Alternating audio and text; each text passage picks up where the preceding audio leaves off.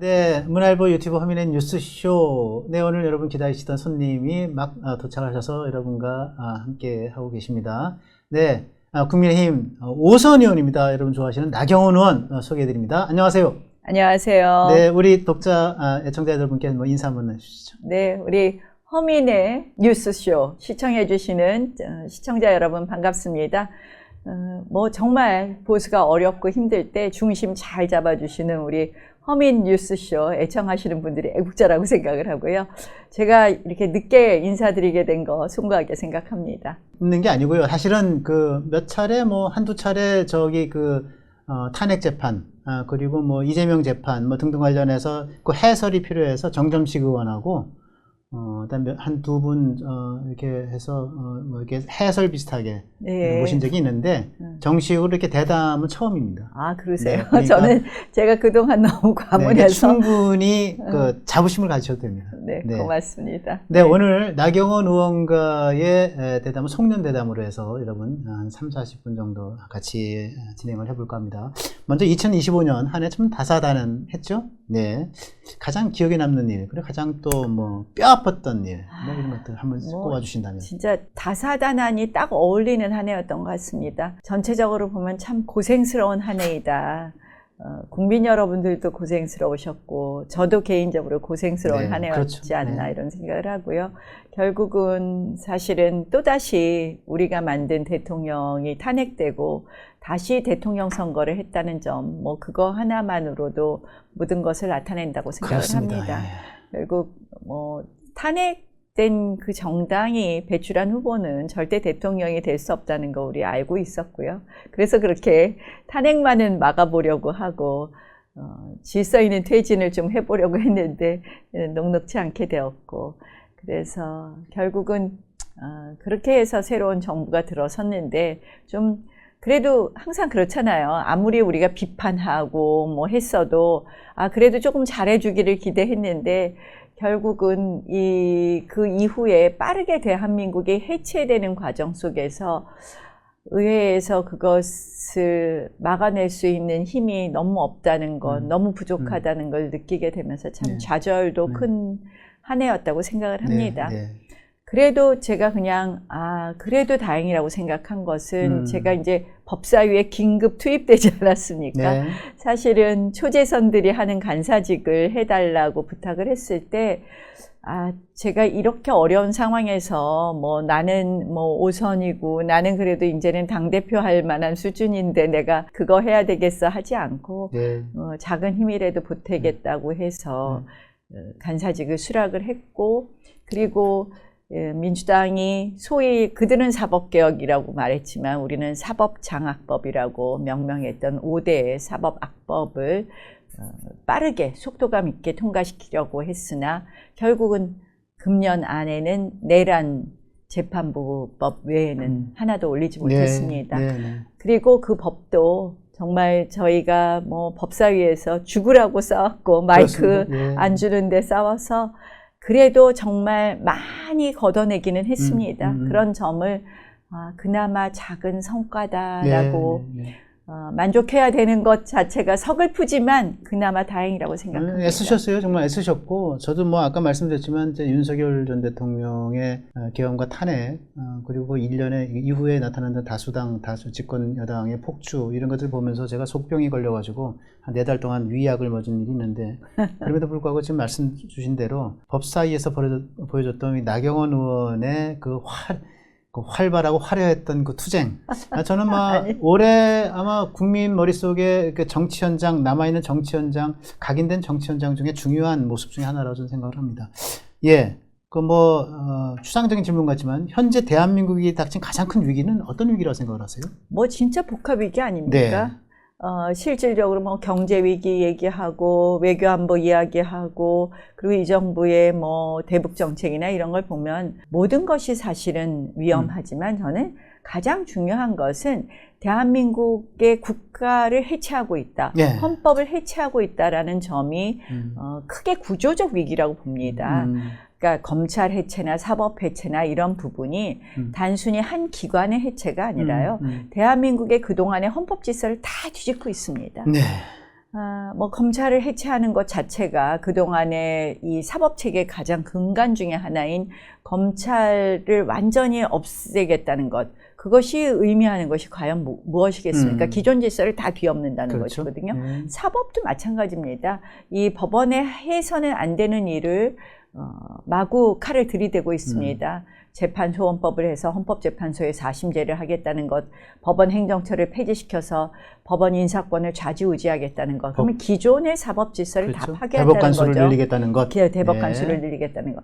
지금 최근에 보면 육사를 또 폐지하겠다 이런 얘기가 예, 나와요. 예. 이건 뭐냐? 결국 전통적인 대한민국을 이끌어왔던 모든 질서를 파괴하겠다.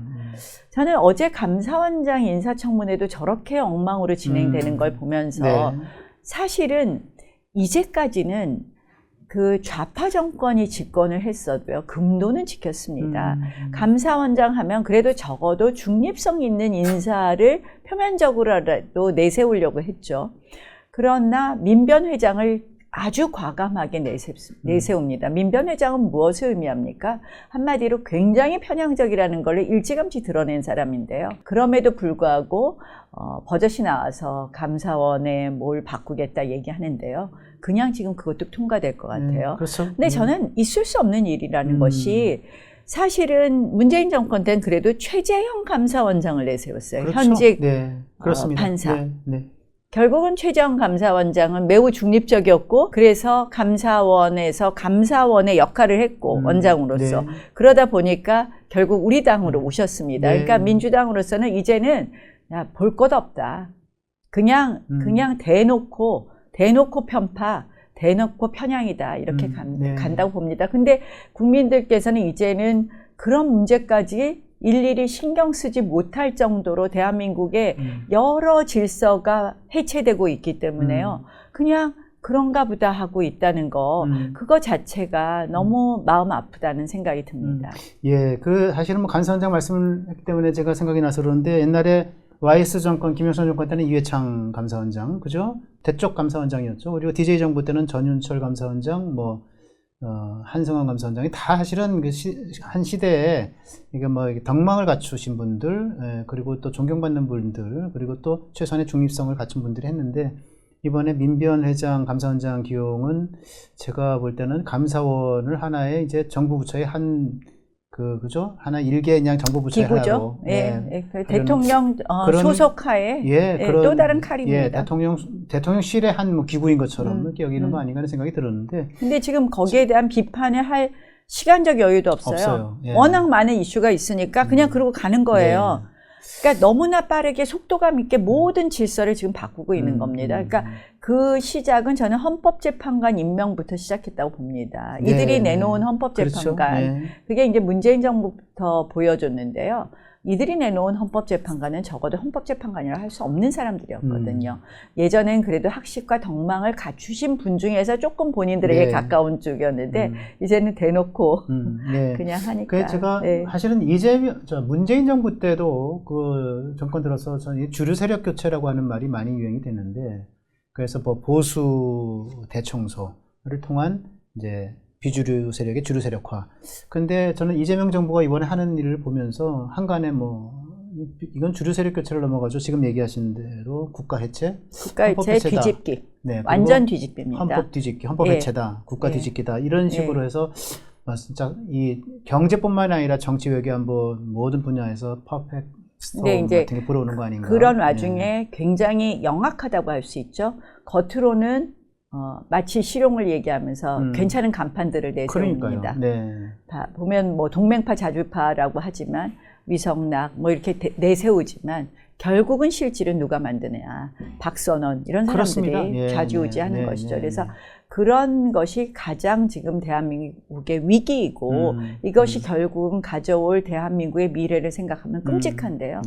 법사위에서 온갖 법을 다 보고 있으니 정말 마음 그래서 아픕니다. 제가 사실은 그 다음 질문 이 정부 집권 1년 동안에 내세운 것이 이제 회복과 정상화였는데 사실은 이제 회복과 정상화가 아니라 지금 말씀하신 대로 철저한 국가 뒤집기, 또 헌법 해체 이런 식이었다. 그래서 국정운영 1년이 아니고 6개월이지만 총괄 평가를 그렇게 하면 될 것 같고요. 자, 현안으로 한번 좀 들어가 볼게요. 그 이재명 대통령의 이해훈 전 의원 기획예산처 장관 지명, 이거 통합입니까? 협치입니까? 그렇게 볼 수 없죠. 그러면 결국은 뭐죠? 정략이죠. 정략인데요. 정략. 예. 아유, 이제 일종의 포장지죠. 포장지. 네, 포장지. 예, 예. 본인들의 어떻게 보면은 이 실용을 외치는 것을 포장하기 위한 포장지인데요. 거기 가서 과연 이해훈 후보자가 무엇을 할 수 있겠습니까? 그렇죠. 네. 그리고 본인 이미 오늘 아침 발언이나 이런 걸 보면 본인 소신은 선신짝처럼 버리겠다는 것을 이미 보여주고 있습니다. 그리고 또 저희 이렇게 최소한의 예의라는 것이 있는데 그런 부분이 너무 안타깝다는 생각을 하고요. 저는 이해훈 후보자 개인에 대한 이야기는 더 이상 언급하고 싶지 않습니다. 동료 의원이었고 결국 이재명 정부가 철저히 이용할 것이다. 정략적으로. 예, 그래서 안타깝다는 생각이 듭니다. 사실은 얘기하고 싶지 않다고 했지만은 저는 또 진행자로서 거론할 수밖에 없는데, 어쨌든 국가재정 확대를 반대했던 사람이고 기본소득을 반대했던 사람이고, 또 TV에서 직접 이재명 당시에 경기지사와 만나서 TV 토론을 하면서 당신 경제를 몰라도 너무 모른다. 기본소득 이런 거는 경제학이 없는 거다. 이런 얘기를 했고, 이랬는데, 이제 그거는 그거대로 또 놔두더라도, 그러한 정책적 소신은 바뀔 수 있다고 치더라도, 정치적으로 자기가 내뱉은 말들이 있는데, 예컨대 대통령의 탄핵에 반대하면서 내란 범은 사실상 민주당이다. 29번의 연쇄 탄핵, 장관 탄핵을 했던 민주당이다. 이런 식으로 얘기를 하면서, 누가 내란 범입니까? 이렇게 연설도 하고 그랬거든요. 그랬는데 오늘 저는 이 얘기를 혹시 보셨어요? 오늘 도어스태핑 발언? 대강 봤습니다. 네. 내란은 민주주의 파괴 불법행위다. 이렇게 아니 민주당은 이렇게 얘기할 수 있어요. 근데 자기가 한 말이 있는데, 내가 당시 실체를 파악 못했고 판단이 부족했다. 내 오판을 갚으라는 그 국민 명령으로 이재명 대통령의 장관 기용을 받아들이겠다. 내란 극복을 위해 쓰신 모든 분들께 머리 숙여 사과드리겠다. 당파성에 매몰돼서 국가위기의 실체. 난 이 부분에 와서 저는 거의 기절하는 줄 알았어요. 당파성에 매몰돼서 국가위기의 실체를 놓쳤다. 이 당파성이라고 얘기하는 건 다른 얘기로 얘기하면은 제가 볼 때는 보수의 가치, 보수의 이념, 신념인데, 보수의 신념에 매몰돼서 국가위기의 실체를 놓쳤다는 얘기를 듣는 순간, 내가 사람을 잘못 봤나 이런 생각도 들고. 원래 그렇게 봤습니다. 네. 근데 정치 입문 시기가 비슷하지 않아요? 2002년도? 네, 같이 입문했는데요. 자꾸 개인적인 이야기는 정말 하고 싶지 않고요. 저는 이재명 정부의 이 영악함에 우리가 속아서는 안 된다는 생각을 하고요. 그러니까 아마 후보자도 개인적으로 괜히 이용만 당하지 않을까. 그리고 그런 부분에 있어서 조금 더 바른 처신을 이용이라면 두 가지일 텐데, 하나는 이제 국가 재정 확대를 위해서 이 사람의 이제 변신을 이용한 이용이 될 수 있을 것이고, 또 하나는 이런 식의 이제 고해를 유도하면서 내란몰이를 인정하는 그런 내란몰이 이용, 두 가지 다인 것 같아서 그렇게 알아듣겠습니다. 동료 의원을 또 그런 가운데서도 또 이렇게 비판을 이렇게 자중하시려 삼가해주는 모습을 보니까 참 안타깝다는 말씀을 좀. 그러니까 저는 정치가 너무 격이 없어졌다. 지난 2025년에 안타까운 것은요. 지금 이해훈 후보자 문제뿐만 아니라 김병기 전 원내대표, 그리고 오늘 아침에 나온 강선우 의원의 이야기까지 보면서 정치가 이렇게 격이 없어졌냐, 정치인의 자질이 이런 정도 수준인가 하는 생각이 듭니다. 그래서 2025년 국민들께서 정치인들을 어떻게 보실까? 저는 그 생각을 하면서요. 특히 예전에는 이랬잖아요. 보수는 부패해서 망하고 진보는 분열해서 망한다는데 완전 뒤집어졌습니다. 보수는 분열해서 망했습니다. 보수는 사실은 작년부터 저희는 분열해서 끊임없는 분열로 지금 힘들어진다고 생각을 하고요. 맞습니다. 진보는 부패의 끝판왕입니다. 지금 부패와 부도덕의 끝판왕인데 아무것도 지금 해결되지 않고 있어요. 장경태 의원, 제가 법사위에서 더 이상 입이 아파서 얘기를 하지 않지만 번연히 법사위에 들어가 앉아 있어요. 말 한마디도 안 하고. 일부러 말 한마디도 안 하고 와서 앉아 있어요. 그럼 그냥 넘어갑니까? 지금 이슈가 많아서 사람들이 더 이상 장경태 의원에 대해서 이야기하지 않지만 이거 그만둬야 되잖아요. 법사위에서는 적어도. 수사 과정에 있는데. 그렇습니다. 김병기 원내대표는 제가 또 동작 가불이라서 저도 웬만하면 비판을 자제했지만 이미 구의원 법화부터 그동안 여러 가지 이야기가 있었습니다. 근데 이제 이게 뭐 낱낱이 이제 드러나고 있는데 오늘 사퇴를 했다고 하니까 네. 늦게나마 다행이라고는 생각을 하지만 사퇴로 끝날 문제가 아니고 아마 예. 수사받을 문제가 있을 것 같고요. 그렇군요. 그 연장선에서 김병기 의혹, 뭐 어쨌든 강선우 보좌관 1억 수수 의혹이 불거지고 녹취록이 이게 폭로되고, 그리고 거기서 이제 1억 이거 어떻게 하지? 나 좀 살려주세요. 뭐 이러면서 김병기에게 부탁할 이런 내용들이 나왔단 말이죠. 그래서 그것 때문에 아마 이제 강선우 자체가 사실 여성가족부 장관한테 보좌진 갑질 의혹이 있었던 것이, 사실은 보좌진 갑질이랄까 보좌빈 부려먹기 이런 거에 맥락이 통하는 두 사람이 있는데, 그 연장에서 김병기 의혹, 이거 김병기 특검까지 가야 될까요? 뭐 알아서 수사들 하겠죠. 하겠죠. 그리고 뭐 저희가 사실은 이런 것도 특검을 해야 되긴 해야 되는데, 뭐 특검 피로감이 있지 않습니까? 너무 실질적으로. 예.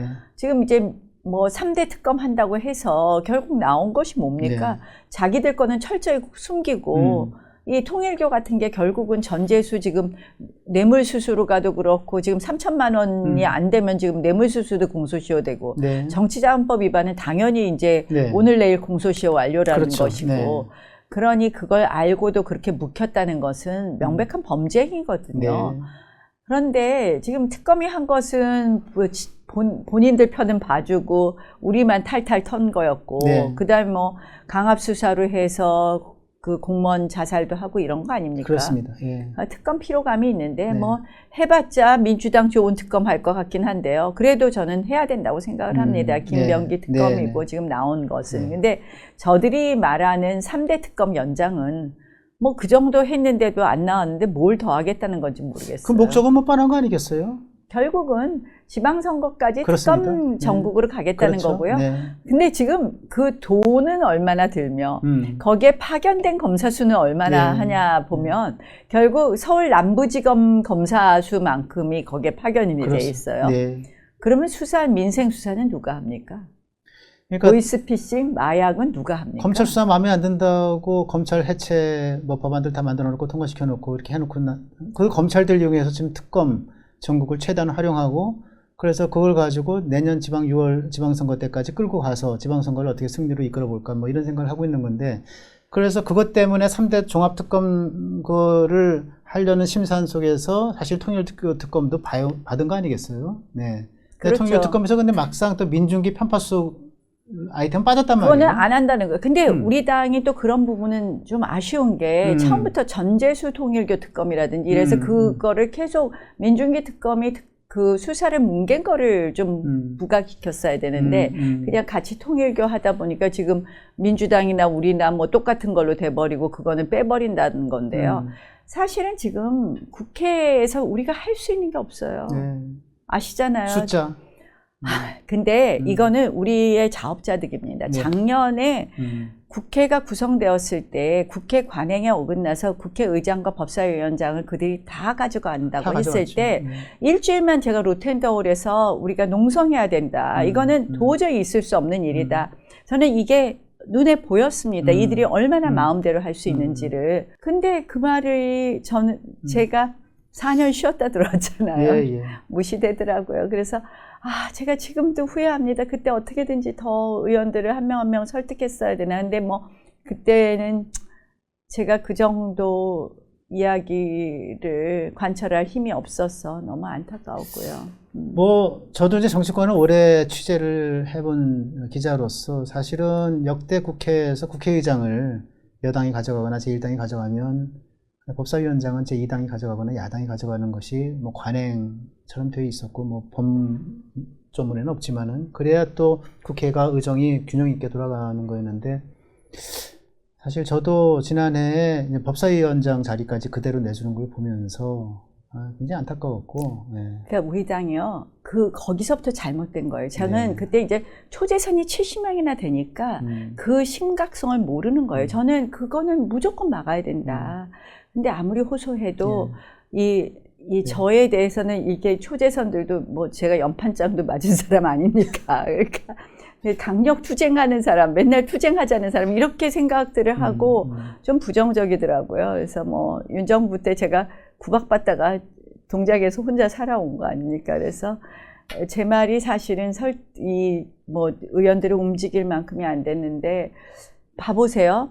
이 모든 일을 막아줄 그 최소한의 장치가 의회여야 되는 그렇죠. 건데요. 네. 의회에서 야당이 아무것도 못하는 상황이 됐기 때문에 이렇게 빠르게 국가 해체가 일어나고 있는 겁니다. 그래서 저는 여러 가지 얘기할 필요 없이 우리는 법사위원장 다시 내놓으라고 농성해야 되고 그걸 뺏어오는 게 가장 중요하다고 생각하는데 아마 일반 국민들은 그게 잘 와닿지 않으실 겁니다. 근데 얼마나 무서운 일이냐면 법사위원장을 본인들이 가지고 있기 때문에 상임위원회에서 법을 그냥 통과시켜요. 그러니까 그러니까 국민들께서 잘 이해하시기 어려운 게 본회의장에서는 표결을 하지만 상임위라는 데에서는 표결이라는 걸 그동안 국회에서 안 했습니다. 합의를 하기 위해 끝까지 노력을 했고 상임위에서 표결이 있었다는 것이 바로 강행 통과를 말하는 겁니다. 그러니까 19대, 20대 국회에서는 4년 동안 상임위 표결이라는 게 10건 있었어요. 20대 국회는 7건 있었습니다. 22대 국회 와서 9월 초 현재 몇 건 상임위 표결이 있었는지 아십니까? 한 100여 건 가까이 됩니까? 180건이요. 그렇게 많아요? 그러니까 다 지금 그것이 강행 처리 건수이네요. 그러니까 다 강행 처리입니다. 그러니까 법사위에서 자기들이 해야 될 거는 한 글자도 안 고쳐주고요. 하는 신용만 하는 거죠. 본인들이 해야 될 거. 뭐 이렇게 표결. 그리고 토론도 우리 토론권도 뺏어가잖아요. 그렇죠. 네. 발언권 박탈이 있었으니까. 네.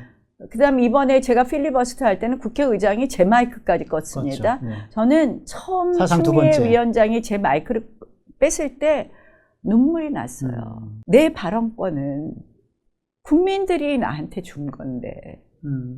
근데 국회의장도 발언권을 뺏어요. 토론은 어떻게 이루어지는지 아십니까? 이게 바로 의회 독재예요. 국민의힘 한 명 말하세요. 민주당 한 명 말하세요. 자, 토론 종결 신청합니다. 의원들 한 명 한 명 말할 기회도 안 줘요. 이게 국회입니다.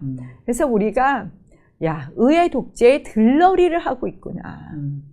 근데 그러면 우리가 다 배지 떼겠다 얘기를 하면 민주당이 그거 떼게 하겠습니까? 아마 미운 그 배지를 뗀다고 의원들이 사표를 내도 사퇴한다고 해도 본회의에서 의결하거나 3분의 2 의결이거나 또는 의장이 비회기 때는 의장이 수리를 해야 되는데 아마 미운 사람들 배지만 뗄 거예요. 그래. 그러니까 진짜 이게 우리가 뭐 목숨 걸고 투쟁해야 된다는 게 벌판에 가서만 투쟁을 하자는 것이 아니라 국민 여론, 국회에서 우리가 법사위원장 갖는 게 너무 중요합니다. 이 이야기를 하고 가져와야 되는데 우리가 아직 많이 부족합니다. 예, 우리 나 의원 말씀 중에 그 울컥거리는 그 모습 속에서 얼마나 가슴 아팠을지가 느껴지네요. 저는 이 의회를 조금이라도 돌아와야지 우리가 이제 할 수 있다는 생각이고 또 하나는 내년 지방선거 때 우리가 승리해야 되는 거예요. 그렇죠. 네. 지방선거 승리가 뭐가 중요하냐? 저는 지방선거에서 제가 지방선거 기획단장 하면서 당성 이런 거 얘기하니까 무슨 중도를 가야 되는데 웬 당성 그러는데요. 생각해 보세요. 지방 정부가 이제 우리의 유일한 진지가 되는데 우리가 이렇게 공천하고 나면 나 혼자 시장, 나 혼자 도지사, 나 혼자 구청장이 너무 많은 거예요. 아니 선거 때만 국힘이고 평소에는 자기 혼자 시장, 자기 혼자 도지사, 자기 혼자 구청장이에요. 그러니까 한마디로 뭐냐, 당을 위해서 기여하는 게 전혀 없는 분들이 많아요. 결국 지방 정부가 우리의 진지가 돼야 되는데요. 아니 맨날 무슨 그러니까 거기 당선된다면은 통합이니 뭐니 하면서 우리 사람들이 일할 수 있는 근거, 우리 사람들이 우리의 정책에 뿌리를 내릴 근거 이런 건 안 해놓고 그냥 좌파 비스무리하게 다닌단 말이에요. 그런 사람들 필요 없어요. 이번 공천도 뭐 이제 저는 지방선거 기획단장 끝냈고 결국 당 지도부가 할 일이지만 우리가 결국 그 연장에서 좀 당원 70% 여론 30%도 그런 연장에서 저는 뭐 그런 연장에서 이야기를 한 거고 특히 이제 여론조사가 요새 너무 편차가 크다. 그다음에 역선택이 조직적으로 일어날 수 있다. 한번 네. 생각해 보세요. 네. 김어준 방송에서 아침에 그렇죠. 오늘 국민의힘 경기도지사 경선 날이에요. 한마디 하면요. 조직화된 개딸들은 알아서 역선택합니다. 네, 민주당 네, 지지자라고 네, 안 네. 그러고. 네. 아니 우리도 그래요. 뭐 우리 작은 동네에서도 오늘 민주당이 뭐 구청장 경선 여론조사한대요. 그러면 그 몇 명 안 되는 당원 카톡방에서 당원들이 아 그러면 우리는 누구를 지지해야지 우리한테 좀 더 유리할까요? 이렇거든요. 근데 저기는 조직화되어 있어요. 그래서 역선택 가능성도 높기 때문에 우리가 50%씩 하는 건 좀 문제가 있다. 그리고 작년에 우리가 여론조사 결과 같은 거 우리 방송국 출구 여론조사 굉장히 정확하다고 하는 건데 저도 4.3% 진다고 나오다가 8.2% 이겼습니다. 그렇죠. 네. 그러면 오차 범위를 벗어나는 그렇죠. 여론조사 네. 결과예요. 네. 네. 근데 그걸 갖다 50%씩 좌지우지한다는 건 의미가 없다. 이렇게 보는 건데요. 그것도 제가 얘기했더니 뭐 자기가 선수를 뛸지도 모르는데 지유리 하려고 그래서 제가 그 말 듣기 싫어서 알겠습니다. 예. 뭐 제 거라면 내가 50-50 해도 좋다 이러고 얘기했는데 더 할 말 없어요, 그냥. 네, 알겠습니다. 그리고 뭐 계속해서 뭐 이렇게 뭐 민주당 쪽에서 문제 제기를 하는 부분인데 통일교 천정국 얘기 혹시 뭐 가보셨다고 그때 어디 방송에서 한번 얘기를 하신 것 같아요? 아니, 네. 지금 거기 문제 핵심이 뭡니까? 천정궁인가 가서 한학자 여사 만나서 경배 드리고 돈 뭐라 그러죠? 뭐 하여간 뭐 그거 하고 돈 받고 예. 왔다는 거 아니에요? 전재수 네. 장관이. 네.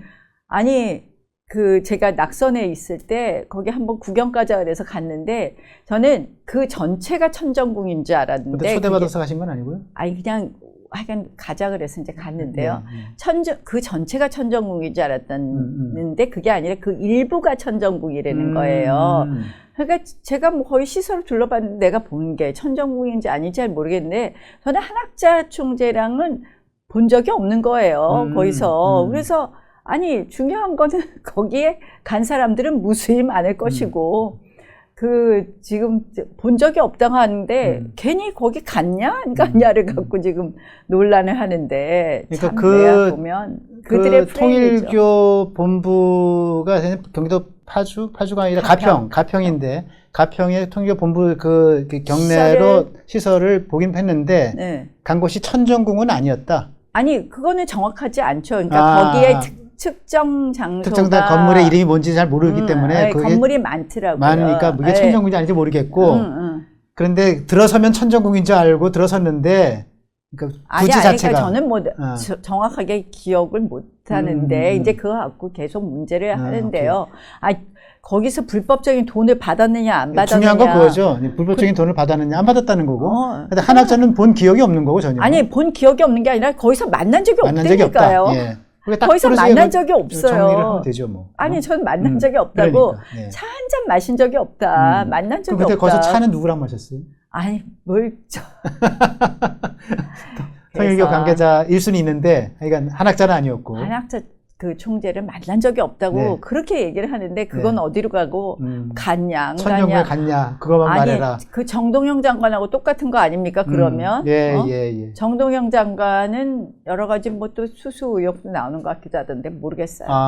나는 진짜 참 제가 뭐가 있었으면요 권성동 그 의원 구속됐을 때 저도 벌써 탈탈 털어서 감옥 가 있겠죠. 그랬겠죠. 네? 저를 그냥 놔두겠습니까?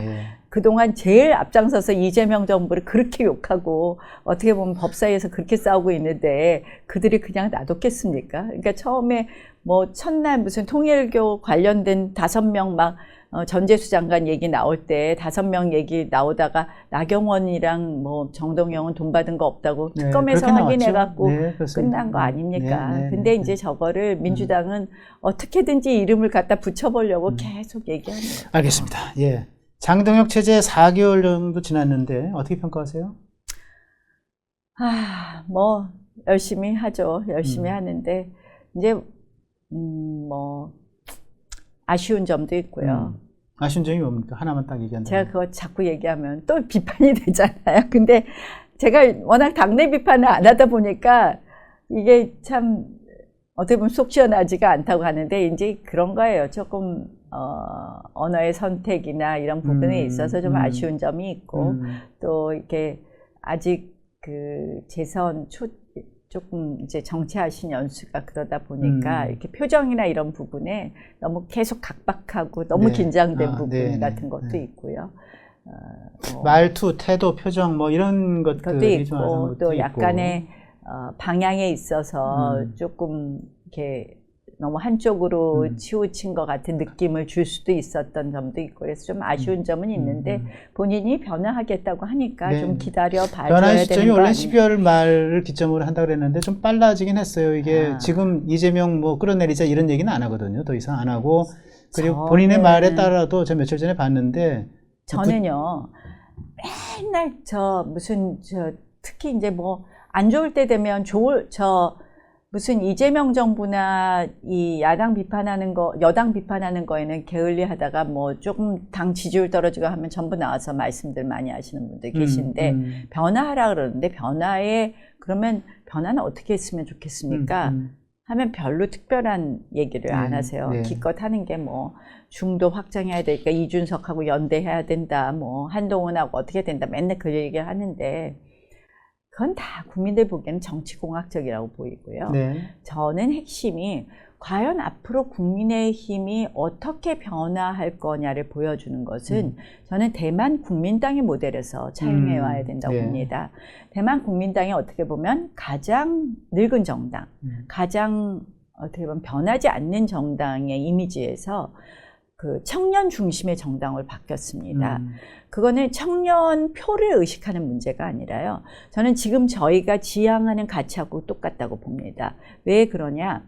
우리가 지금 포퓰리즘을 반대하고 대한민국 미래를 걱정하는 것이 바로 청년 세대를 걱정하는 겁니다. 그렇죠. 대한민국의 지속 가능을 이야기하는 것도 바로 청년 세대를 걱정하는 겁니다. 이 국가의 해체, 헌법 해체를 걱정하는 것도 자유민주주의가 파괴되고 좀먹을 때 결국은 지금 우리는 그냥 견딜 수 있어요. 지금 우리는 별로 못 느낄 수 있는데 청년 세대를 걱정해서 하는 말이거든요. 그러면 그 청년 세대들이 그 이야기를 직접 할 수 있게 하자. 그래서 결국 우리 당이 청년 중심의 정당으로 바뀌는 것이 바로 변화의 시작이라고 생각을 합니다.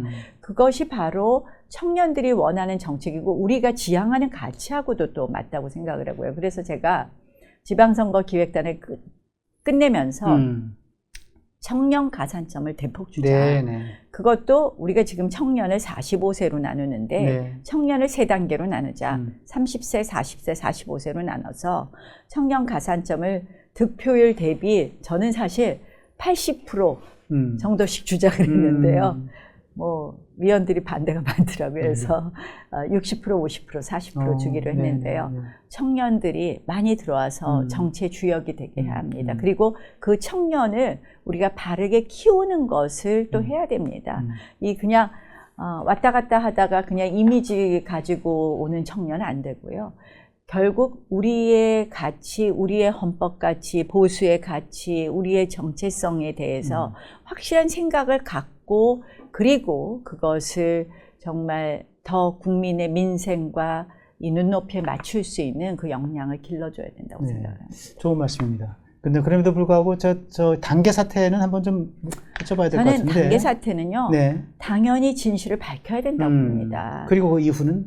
그 이후에 대해서는 결국 국민들이 판단해 주실 거라고 생각합니다. 그래서 이 덮으려고 하지 말아라. 한동훈 대표도 본인이 잘못된 것은 사과해야 된다고 생각을 합니다.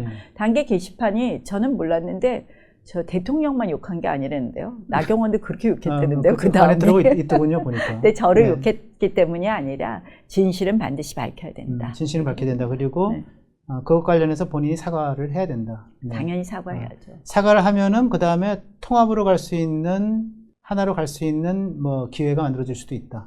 그거는 본인 하기 나름이죠. 본인 하기 나름, 본인 태도에 따라 달리는 문제다.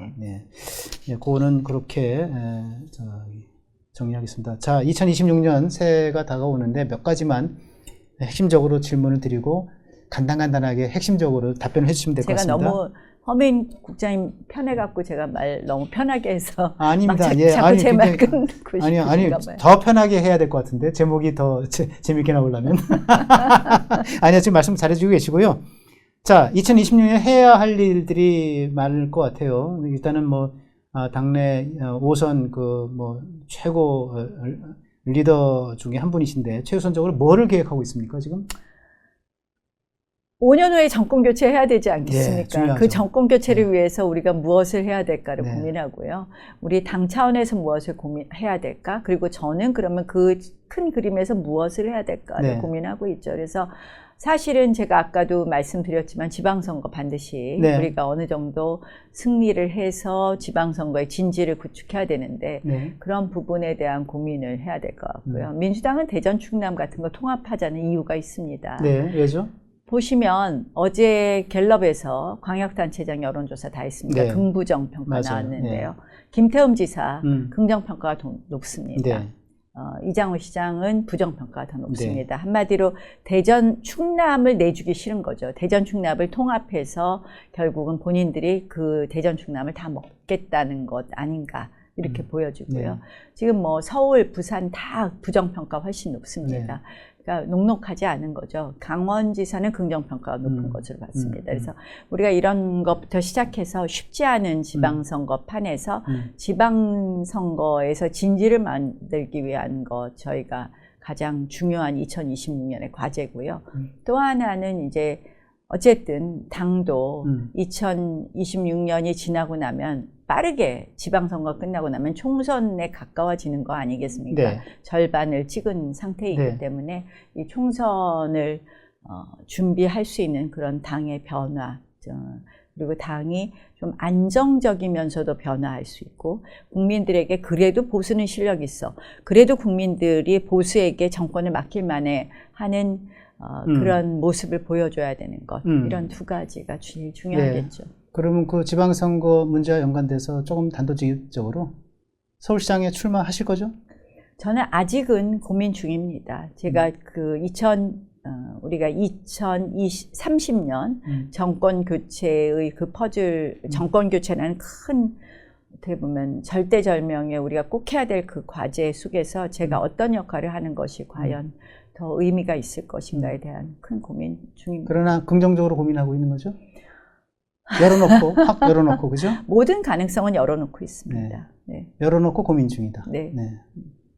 모든 가능성은 뭐 어떤 가능성이든 다 열어놓고 정치인은 항상 어떤 가능성이든 열어놓고 고민하고 있습니다. 자, 지방선거와 국회의원 보궐선거 내년엔 6월에 같이 있을 텐데 특히 수도권 승리를 위해서는 당내 비주류들 뭐 한동훈이라든가 유승민이라든가 아니면은 또 이준석 개혁신당 뭐 쪽 그룹이라든가 이렇게 뭐 선거연대를 해야 되는 거 아니냐 여러 가지 아이디어들이 나오고 있는데 혹시 뭐 거기에 대해서 뭐 의견이 좀 있으십니까? 저는 선거연대라는 거는 일찍부터 이야기할 거는 아니라고 생각을 합니다. 저는 그런 의미에서는 어쨌든 우리가 더 국민들께 지지를 얻고 사랑을 받고 비전을 신뢰를 보이고, 얻고 최선을 비전을 다하고, 얻고 네. 그걸 하고 마지막 순간에 이 연대라는 것은 어떻게 보면 전략적 정략적 판단이기 때문에 마지막에 우리가 봐야 될 문제고 지금부터 누구하고는 연대한다 아닌다 할 것도 없고요.